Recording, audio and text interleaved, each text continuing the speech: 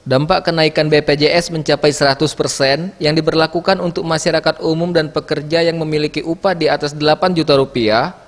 Untuk pengajuan penurunan kelas, peserta memang diperbolehkan untuk melakukan penurunan kelas BPJS.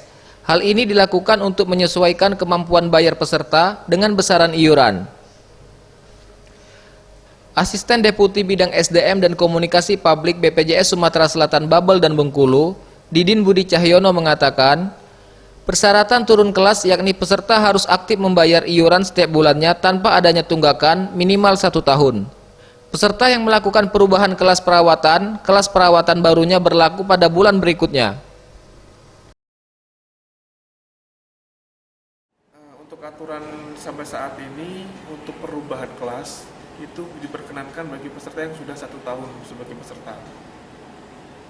Jadi misalkan sudah 1 tahun ini jadi peserta JKN, ingin menyesuaikan kelasnya, misalkan sebelum kelas 1 menjadi kemungkinan berat untuk pembayaran iurannya, mau turun menjadi kelas 2 atau kelas 3 diperkenankan.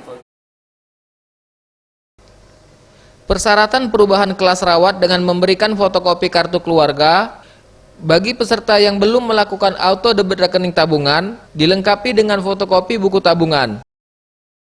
Tim Liputan Sriwijaya TV.